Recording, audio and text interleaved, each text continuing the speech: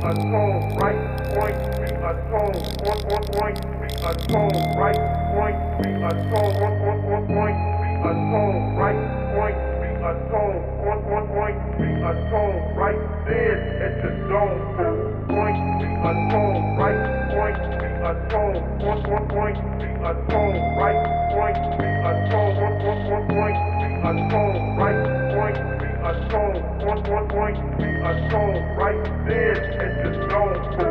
UFLF 1804 episodes, season 3, another chapter. Today, we got the one and only, the flow. It's been a minute, you know what I mean? It's been a long minute. It's been a minute. I've been trying to get this one in, you know. I'm glad you took the time to come and see us. It's an honor, you know, to come and see you and talk it out. The honor's mine, man. You know, it's a fly-ass neon hoodie I see you. Yo, it's like one of my favorites. Honestly, there's a lot of color options, but this one right here, it's just... I like your style, kid. It hits different, you know. That's what I'm talking about. Let's get into it. Let's go. So where are you from, man? Where am I from? So, d'origine haïtienne, bien entendu. On rap 1804. On paper, né en France, né à Paris. Puis, you know, Mom Dukes didn't want to stay too long. Troubles with the family, with dad and such. So we left Europe. Puis on est venu au Canada. I was 4 years old. That's crazy. So born in Paris, went to Montreal, Canada around 4. Stayed there until I didn't even know that. until I was like 8 and a half. So Montreal, Brossard, and then we came to Ottawa when I was just like 8 and a half, 9 years old. And Ottawa's been home since. Home ever since? That's it. Yeah. When did the music first touch your life there? What was it, you know? Bumping music, watching music videos, you're like, I could do this? Well, there's for me it's like a loaded question. Because music, my relationship with music is very particular. Yeah. The legend has it that my father was like a heavy music lover, right? But I didn't grow up with him, so... It was still in your blood. It's still in the blood, right? And apparently my big sister took like the dancing side of the love of music, and I took the writer side of music, right? So that's where my first love of music really comes from. So, you know, grew up with like the golden era of, you know, whether it be like Kool and the Gang and La Compagnie Créole and Michael Jackson and Zayn and Sweet Mickey, you know? So all of that is like in my body, but in terms of hip hop, I really fell in love with hip hop when I was 12, 13 years old. Like any of us, any teen, you know, we learn on the music. For me, who sold it, it was Puff Daddy, Mace, the Bad Boy Camp. Once I discovered that, I'm like, yo, who are these people? What is this vibe? What is this music, you know? And, but before that, like I listened to music all the time. I remember back in the day, Saturday mornings on Cool FM, remember? With Casey Kasem, the top down, I'd listen to like so much, you know? But I wasn't aware of the culture of hip hop until I met Will Smith and the Bad Boy Camp. That's what sold it for me. And then, in the Franco realm, discovered an MDS, the Matic, Zion, Sans Pression, I Am, Rayman, you know? So I really came up with those legends, and then I was hooked. You were hooked. Sold. When did you first try and make your own? You know? The first rap, I was 14 years old. So that's about 2.5 years later. Okay. And I'm a church kid. I used to go to church heavy, you know, in my preteens, in my teen years. So, chrétien à fond, comme tout bon haïtien. Shout out King Edouard back in the day. That's where you could catch me on every Sunday, you know? Every Sunday. Get up and go to church. Get up, go to church, suit booted, crew. Shout out Rub, shout out Tay-Dog, shout out Basic, shout out J-Con. You know, so church boy, and the crew down there, we had Impact, which was, shout out Patrick Narcisse, Schubert, et puis Eli. Puis dans le fond, it was a gospel rap, you know, and every time they'd come over, chill with my big sister, they'd catch me in my room just rapping, practicing like my favorite songs, whether it be Damatic, whatever, you know. And they're kind of like eyeing me, and they're kind of like, yo, every time we come over, we see you in your room just like rapping and doing this like it's nothing, you know. I'm like, blessed, and then they're like, well, you know, we're thinking of entering this competition, and we'd love to have like un jeune de la relève avec nous autres, you know? So picture this, so they're like 18, 19, 20, and I'm like 14 years old, right? So the fact that they thought about like including me was like wonderful to begin with. So huge shout out to them.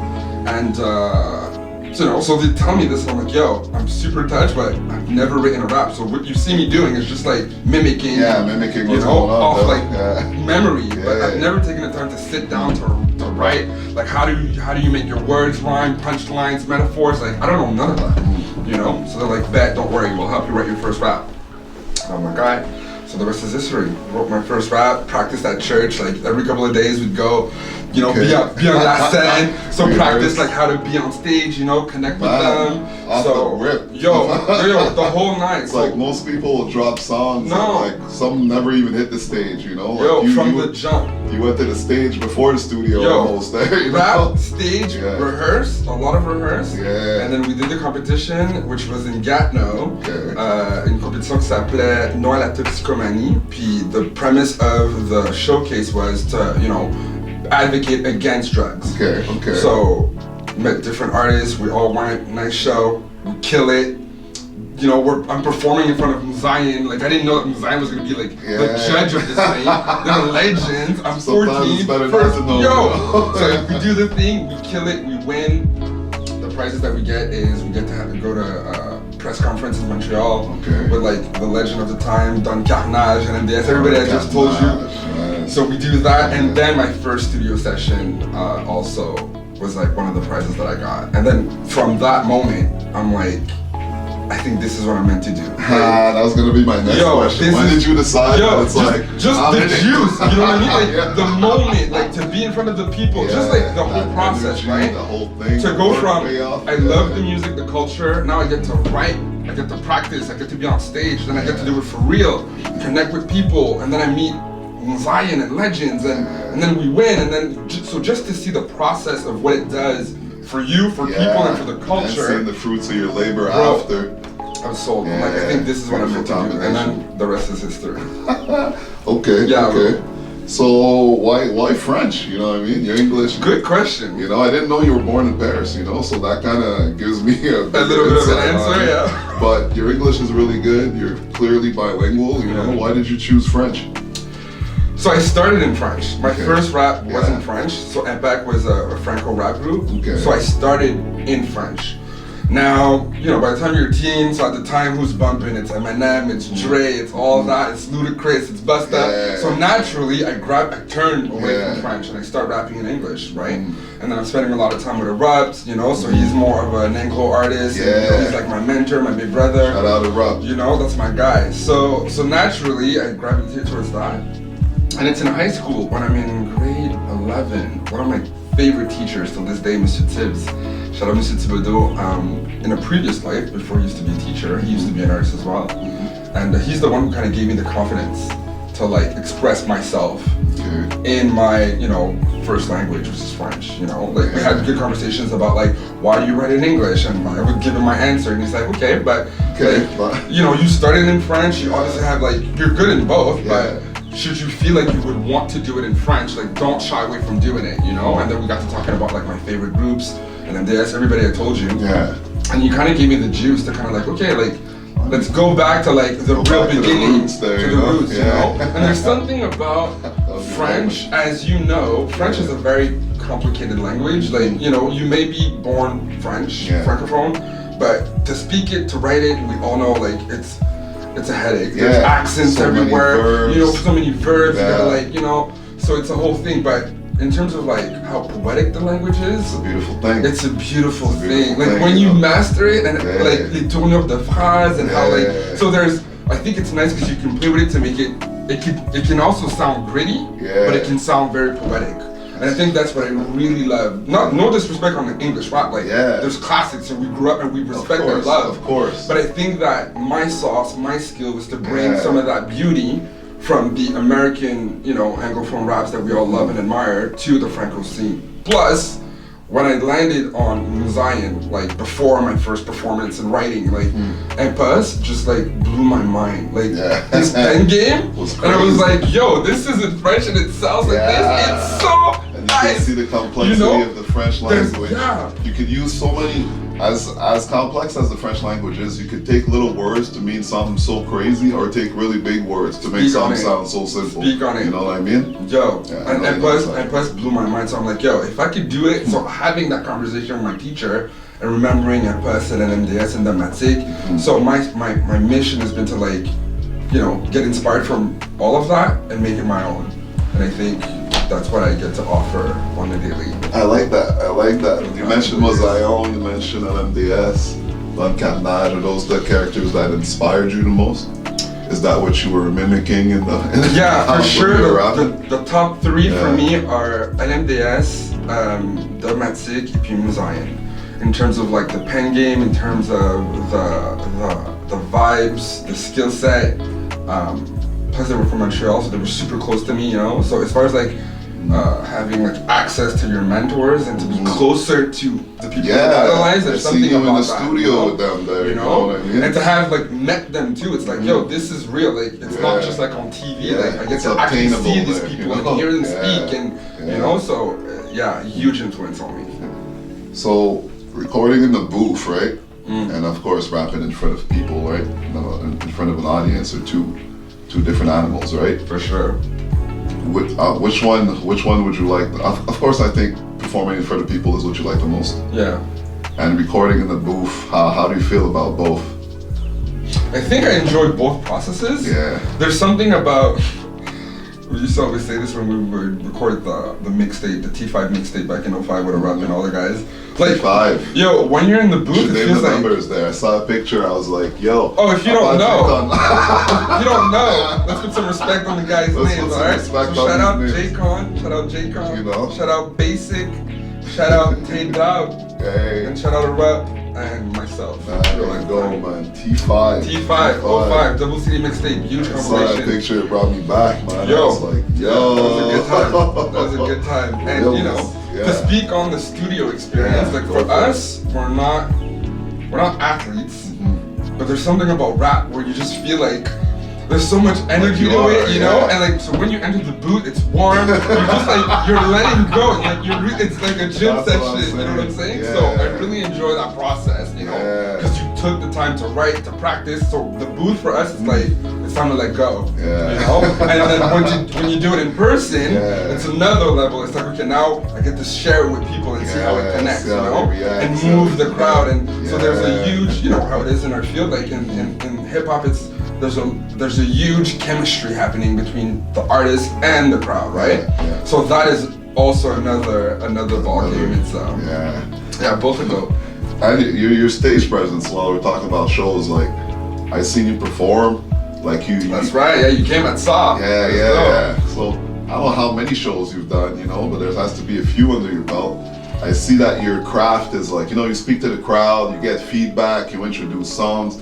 It's really like what's the word I'm looking for? It's like a body of work, you know what I mean? Very fluent. It's not just songs you're throwing at people. No. You introduce them all, you make the crowd feel it, you get feedback from them, and then boom, you go into it, you know what I mean? How many shows, because I know your first show wasn't like that. No. You know what I mean? I mean, my first show kind of was like that, because again, I was surrounded. Yeah, surrounded. So my first official with Impact featuring me, I was well surrounded, and I got to witness how to do that. The blueprint. You know, how to connect and all of that. And then so my first flow show where I'm alone, probably even, I won't say it's as good as what you saw, but it was probably still good, because prior to that, there was a lot of shows with T5. You know, so I've always been blessed to be well surrounded by people that I respect, people that became my mentors, people that became close friends. You soaked it in properly. So by the time I got to do this on my own, like, you know, I had a couple of years under my belt. So I think that's what separates me from the people, from, you know, other artists. Now, as far as like the process, I think it's super important to do it like that, right?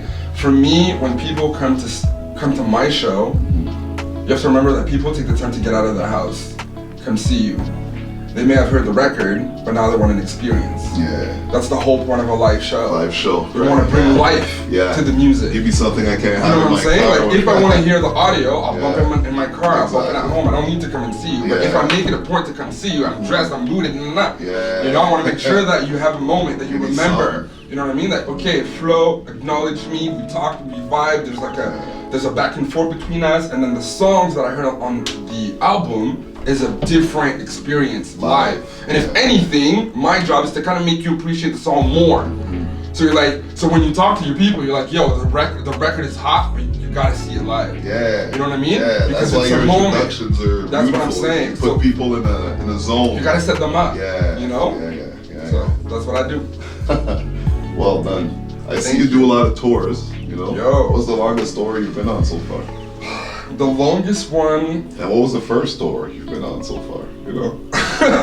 Wow, loaded questions. Yeah, to be real, it's like, I'm not even trying to like flex and stun on anybody, but it's such a blessing to be able to even say that like I've been on tour. Yeah. Let's not forget, like, we're in Ottawa. Yeah. You know, same. I'm a Franco rap guy from Ottawa. Mm. I'm not supposed to be going on tour. Like this is kind of like unheard of, right?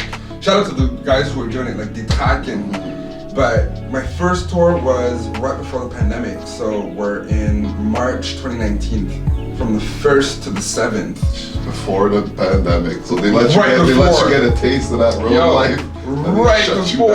Yeah. So we go, we do it. We have like I think 8 shows in the week.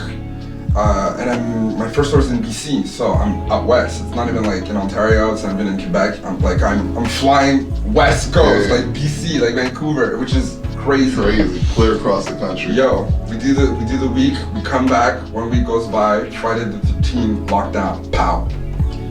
That's crazy. Just when you got a taste of Yo, life. just when the momentum. So Yeah. I'm thinking, this is it. Like, I'm dying. Shut me down. You know? Yeah. Push comes to shove, we talk to the people who are looking for shows, blah blah blah. And then that's how we actually really reconnected with Quest. Shout out Papa Quest behind the lens. But during the pandemic, we got to like rent specific venues and do the show like for the camera. Okay. Quest was the one capturing that. And then we got to sell those shows to the schools, to the public venues who wanted to buy a Flow show. Every time. So that's what kept me alive during the pandemic, right? Start creating your own shows. Yo, you gotta do it. You gotta figure out. Because there was no way I'm gonna do my show on a Facebook Live, or my background is my basement. It's all weird. It's not my vibe. Yeah, we need to be. Stage. You need a stage. We need to set the mood. I come with my lights. I come with my DJ. You know. So we film that. We sell that, and then we get to be alive. We get a virtual tour. So the interest starts to increase even more. Then we get to my virtual tour. Yo, virtual. I'm talking about like. Probably 20-some schools in Ontario bought my show. That's crazy. So these kids who are doing virtual schools, they get to see me behind the lens, behind the camera, which is crazy. And then the second tour is, when was it? February 2023, so earlier this year. Go back to BC. I'm going back, you know? Back to Cali. I'm going back to BC. Back to BC. So I returned back to BC with Quest, with Scorpion. We do a tour. We're out for 2 weeks. And then, so that's schools, that's festivals. Crazy tour, wonderful. Third tour, again this year, 2023 in June. We do GTA, so Grand Toronto. We do a week. Schools, festival, crazy. And now my next tour, which is happening like a week from now. I'm leaving on Sunday. I'm doing East Coast, so New Brunswick, Nova Scotia, and then I'm doing states. I'm doing 5 states. I'm doing Boston, Philly, New Hampshire, Maine, and Connecticut. Rapping in French. In French. Going to kill the states. That's another thing you don't hear too often, you know? I'm doing Franco schools, Franco immersion schools. Like, people want to see your boy. That's real. That's really insane. real. Congratulations on that. I can't thank you I enough. love to see it. I love to see it. Talk about that tour life. What about let's talk DJ Scorpion, you know? Scorpion! I see you guys pretty much everywhere, right? You seem to bring with you. That's your tour DJ, that's your everything DJ. That's my guy. How's that relationship? The relationship with Scorp. How did that start? Yo, that started, let's go back to 2011. 2011 when Yao, shout out Yao, brother of mine that I love, and with him we got to be part of a rap duo called Renaissance back in 2006. So I talked to you about Erupt, I talked to you about T5, and then after T5 came Renaissance. And then, so we've been super close, and you know, life happened and we remain tight, but our careers took a solo turn. So in 2011, Yao dropped his first album, and he did it back at our high school where we first met at De La Salle. Okay, De La Salle. Shout out De La Salle, DLS. the Franco Arts School, you know. I'm a So Sami G dude, but shout out DLS. it's all love. Why was there such high school rivalry back then? I don't know. Keep it going. So we're back at De La Salle, and I was doing his launch, and Scorpion had just recently moved to Gatineau, and he's from Montreal originally, right? Okay. And so whatever, he's at home, he knows nobody. His wife watches Roger, she lands on Petro Stop, who's like a rapper from Gatineau, and he's like, yo, there are francophone artists here, because he's from Montreal, so he's used to like a huge, live, active musical scene, right? Hip hop scene. So when he came to Ottawa, he wasn't sure. So the fact that he landed on Petro Stop, he got to connect with like other artists from Gatineau, and then he heard about the album release, so he came. So that's where I met him. At Yao's album launch back in 2011, and everybody was there. TIP was there, Rup was there, like a nice reunion, we shoot the shit, you know? And then we just connected. You know how it is, like sometimes you meet people and the energy's just right. Like Scorp is that guy. Like he's honestly like the long lost brother that I've always wanted. Like people tell us, yo, you guys look the same, the energy's like that's my dude, you know? So we connected there, and then ever since with all my projects, he's been my guy. And if it's not him, it's DJ Pierre. Shout out Pierre. Yeah. Another guy that we're close with, and those are my two guys. And if not, like if Scorp and Pierre aren't available, there's also Chef Dot. Those are my three. Huge shout out to Chef Dot. One of my guys. Shout out to DJs, you know. Yo, DJs are essentials to what we do. You know, like a hip hop show is not the same without an actual DJ. So shout out to my guys. What's the biggest show you've done so far? What's the show that you've done, the latest show you've done that you were like? The biggest by far has to be what I did at La Super Franco Fête in Quebec, which was bananas. Yo, insane, insane, and you know, insane. It was. We're talking about like the whole, you know, like we've watched the Grammys, we've watched the Junos. It's essentially the same feel. We're talking about we get to the stage, it's like high level productions, there's screens everywhere. We have like balconies on balconies. Top notch quality live band who plays on the regular with Celine Dion. That's okay. The band, like the singers. Yo, like, so I'm there, Flo from Ottawa, around Gims, around Cœur de Pirate, around Rock Voisine. Like I'm talking about good quality, recognized artists. You know what I'm saying? Like, what a moment, what an opportunity, and you know, so it's not a full flow show, but I'm there to do my song Danser avec toi, which has been the song who really got me to like do all those stores that we talked about. It's like, it's took off like that. Yeah, it's essentially, it's weird to say, it's like my hit song. It's awkward. You know, so I'm in Quebec, I'm doing my thing, and like we're talking probably like we're probably like in the double K numbers in terms of the crowd. Definitely look like it to me. Yo, probably like 10 to 15K people in the crowd. You know, television, like recording. How you nervous before going on stage with that? You just have to treat it like it's a regular show. Because the more hype you give it, the more stress you're putting on yourself. And then you come out and you fumble on your words, and it's all because you give it too much attention. So my thing is always, yo, I'll do any show, whether it's 5 people in the crowd, 10, 100, 10,000. My job is to give you the same energy. Same energy, right? Because you never know, first of all, who's in the crowd, who's watching. Sometimes it's your people, sometimes it's family members that you don't even know that are there. Sometimes it's industry people, right? So my job is to always come correct, do what I do. Whether it's 5 people to 20K people. Yeah, it's your job at the end of the day. You know what I mean? But I can't front, like the nerves, like in your heart, you're like, yo, this is the moment, like this is, you know? Like it's about to go down and like you're proud, you're excited, you know? And you feel, and I'm not gonna lie, like you also feel, your ego starts to take place, like, yeah, I'm about to do this, you know? But it's like, okay, you gotta tone it down and just stay focused and do what you do. It's fucking beautiful. Yo, it's crazy.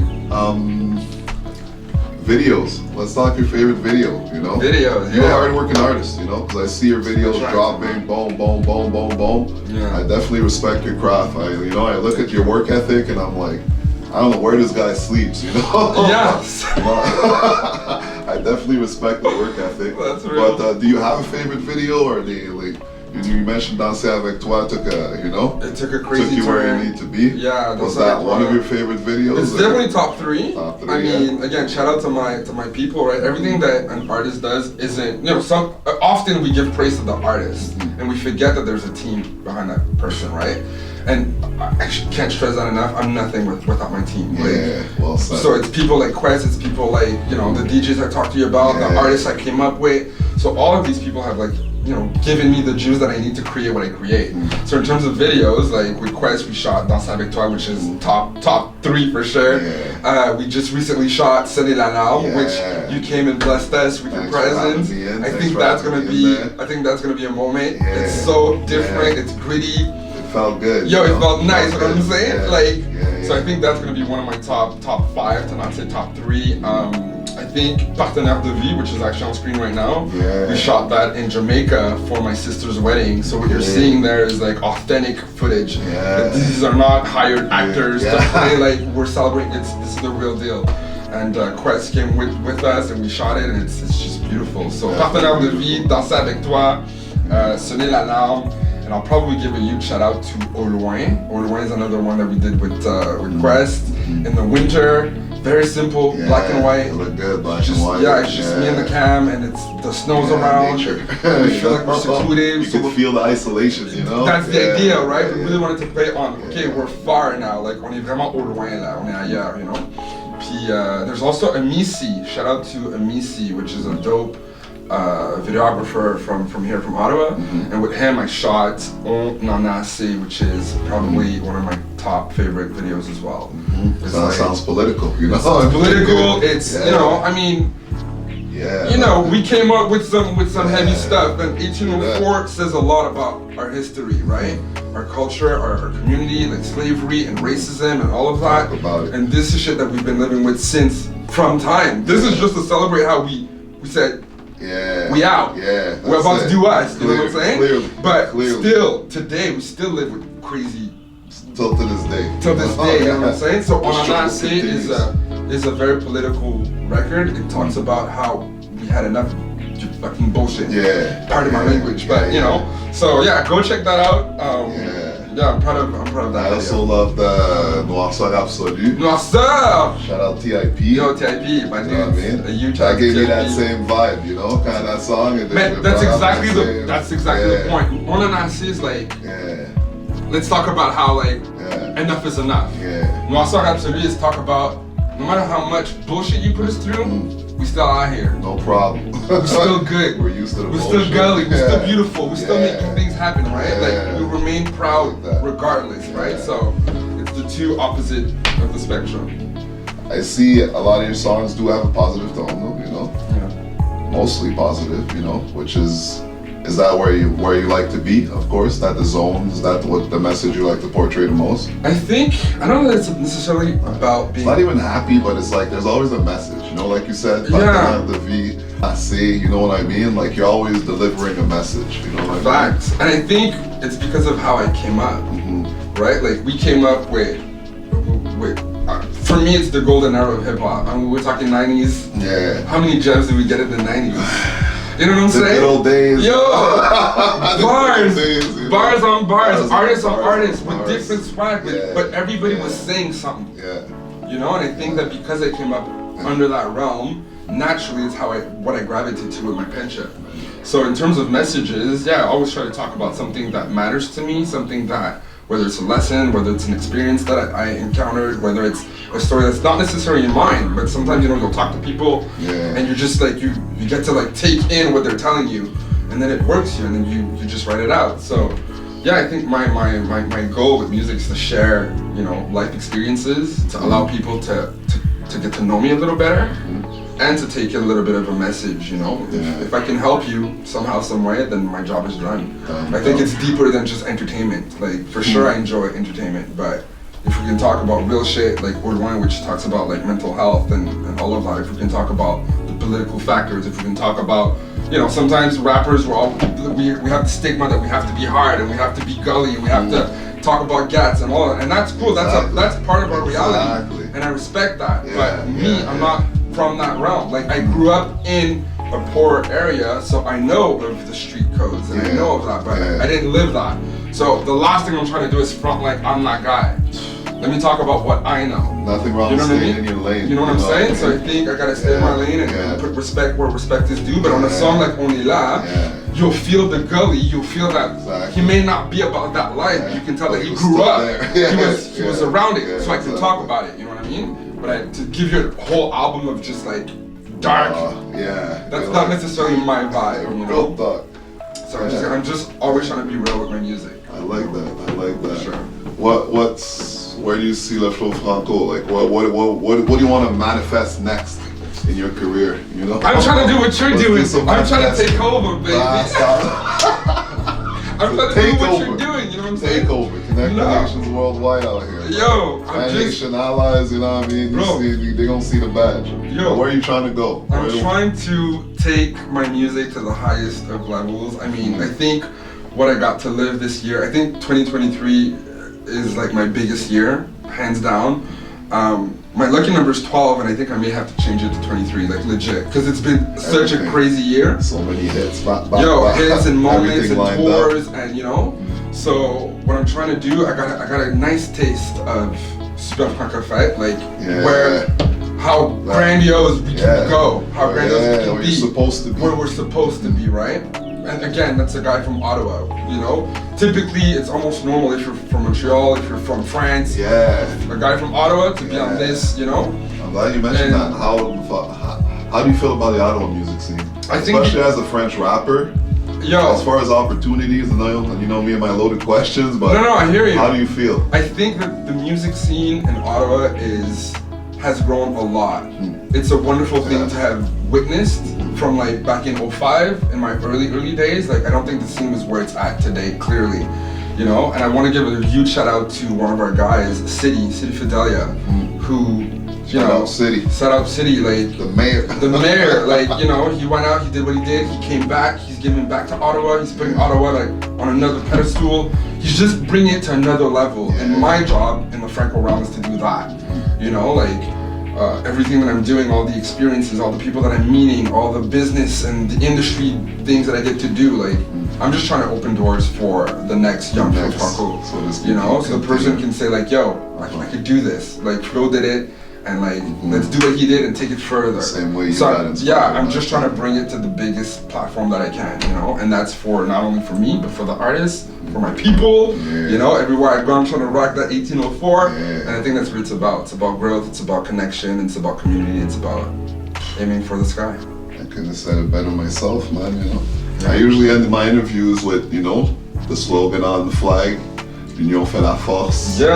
You broke it down pretty well, but what does L'Union fait la force mean to you? I see your team, I see Scorpion, I see Quest. L'Union fait la force. You keep the people that, you know? The people that keep you around you. These people keep me grounded, they keep me inspired, they keep me motivated. And you say it often in your posts, we say it every time we see each other, but it's really that, it's a way of life. Like we have it on our flag, but it's deeper than just a saying. It's a way of life for real. It's in the people that you get to meet, to connect, to build, you know? Like we've known each other for 2-3 years now, and it's nothing but love and it's building, and if I can help your brand, and if you can help me, like let's do it. Same with my guys, you know? Like, so for me it's really that, it's a way of life, and it's about community, it's about love, it's about inspiration, you know, it's all of that in that one sentence that's so strong.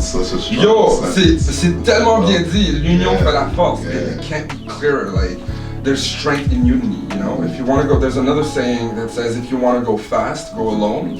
If you want to go far, go together. And that's what l'union fait la force means to me. If I'm going places, I'm trying to bring everybody with me. Somehow, some way. You know what I'm saying? So, well said, man. On that note, I want to thank you. Thank you. Yo, I don't know if people do this often on the show, but seriously, Ralph, like we see you, we appreciate you. You took something that means so much to all of us, and you gave it such a swagger, you know, and you're talking about our history, and you're making people connect through it, and you're making people that aren't Haitian question us and talk about these things and build, you know, like real like fraternity and connection with people, and that's a beautiful thing. So we see you, we celebrate you, We appreciate you. And Motherfucker, it's mine of you. keep doing what you do. No, it's credit gotta be, you know. Love. Keep doing what you do. We see you and we appreciate you. I appreciate it, man. I appreciate it. Let's go. That's what gives me the moment, you know what I mean? The opportunity to connect us all like this, you know? No. To me, like, you know, CBC and whoever, you know, they're not coming down to give us the proper interviews to introduce the pillars in our community. So I'm like, you know, we're all connected in some way. So let me put them on blast, you know? I like to give them flowers now, you know? Quote from Noriega. Yeah, shout out Drink Champs. We need our flowers now. We Yeah. need to be put on a pedestal. We need to realize we're all kings, you know? So thank you on behalf of UFLF 1804. Season 3, baby. Let's LEFLOFRANCO, we out. We out.